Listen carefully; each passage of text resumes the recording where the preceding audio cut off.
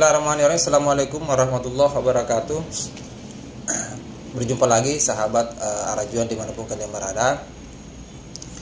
Kita masuk di part kedua dari lanjutan video sebelumnya, soal saya sedang mereview atau misalnya berusaha untuk mendiskusikan persoalan yang pernah dialami oleh mantan pengurus LDII Haja Khairani, yang saya pikir banyak hikmah yang bisa kita petik dan banyak hal yang bisa kita diskusikan dari video yang pernah beliau buat dan sempat viral pada waktu itu. Tapi ini part keduanya. Maksud saya adalah saya tidak bisa menampilkan utuh video ini karena terlalu panjang, sehingga saya potong di part-part yang penting saja. Maksudnya saya potong di part-part yang penting yang memang layak untuk kita diskusikan dan layak untuk kita kaji bersama itu. Jadi ini part kedua, sahabat-sahabatku. Di part pertama tadi kita sudah diskusikan pernyataan dari Haja Khairani. Ini pernyataan kedua yang ingin saya share ke sahabat-sahabat sekalian.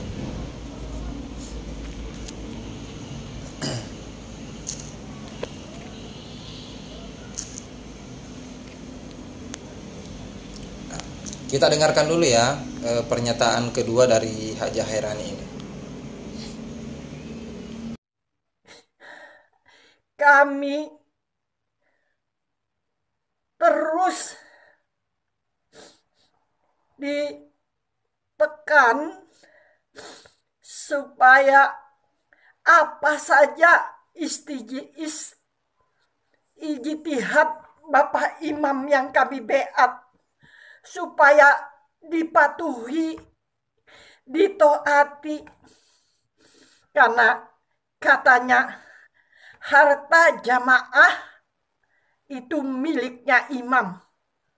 Kalaupun istri jamaah diminta oleh imam supaya taat,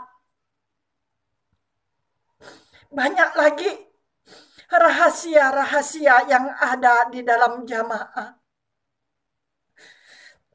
Kebohongan di dalam jamaah itu nampaknya sudah dihalalkan oleh LDII. Baik, itu tadi sahabat yang kita dengarkan pernyataan kedua ya.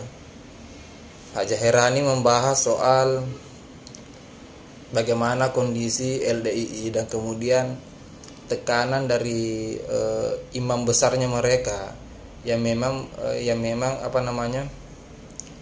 menekan agar jamaah tidak membeberkan kemana-mana soal aib, soal masalah, kemudian kendala-kendala yang dihadapi di dalam LDII, kesesatan, kajian dan lain sebagainya itu tidak diperbolehkan untuk disampaikan ke orang lain.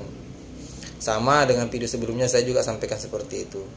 Nah, tapi yang menarik dari cuplikan video yang kedua ini adalah pernyataan Ibu Khairani terkait persoalan harta jamaah adalah harta imam juga.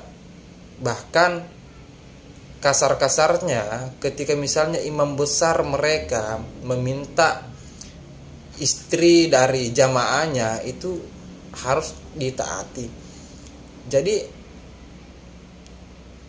seolah-olah ini yang saya pahami ya sebagai orang yang mungkin baru mengkaji lebih dalam soal LDII. Seolah-olah imam besar ini itu bertindak bahkan jauh lebih parah dari caranya Nabi. Bahkan Nabi tidak pernah melakukan cara-cara seperti ini, cara-cara yang tidak manusiawi seperti ini. Nabi tidak pernah melakukan paksaan, Nabi tidak pernah melakukan hal-hal yang sifatnya intimidasi. Model dari LDII seperti yang disampaikan oleh Haja Khairani ini adalah model intervensi, model tekanan, model intimidasi dan lain sebagainya untuk intinya jamaah itu harus sami'na wa ta'ana, dengar dan laksanakan. Tidak ada yang protes, tidak ada yang kemudian berani melakukan adu argumen atau debat misalnya.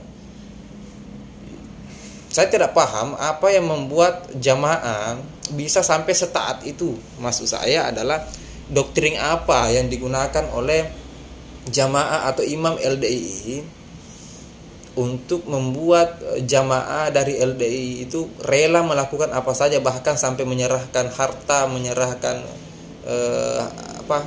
hal-hal yang berharga milik mereka kepada organisasi dan kepada imamnya mereka. Ini yang saya pikir saya garis bawahi dari pernyataan dari Haji Hairani. Karena ini Haji Hairani ini adalah orang yang betul-betul paham kondisi yang sudah berada di LDII selama kurang lebih 30 tahun sesuai dengan pernyataan beliau. Berarti dari 30 tahun itu beliau merasakan betul soal tekanan itu, soal intimidasi itu, dan bagaimana perlakuan imam ketika misalnya perintahnya itu tidak diikuti atau tidak didengarkan oleh kelompok jamaah LDII yang lain. Itu mungkin itu yang hanya itu yang menarik untuk kita bahas di cuplikan video kedua ini, terkait persoalan harta jamaah adalah harta imam juga, kemudian perintahnya itu harus ditaati apapun perintah dari imam itu. Mungkin itu kita lanjutkan di part ketiga, sahabatku. Tentu saja di part ketiga kita akan membahas soal yang berbeda, sekalipun sama temanya adalah tema dari beberapa part ini adalah Haji Hairani, seorang mantan jamaah LDII yang kemudian sudah mencabut baiatnya dan membeberkan kepada kita semua soal kebusukan dan kesesatan jamaah LDII itu sendiri. Pikir itu kita ketemu di part ketiga ya. Sekian, wallahul muwaffiq ila aqwamit thoriq. Assalamualaikum warahmatullahi wabarakatuh.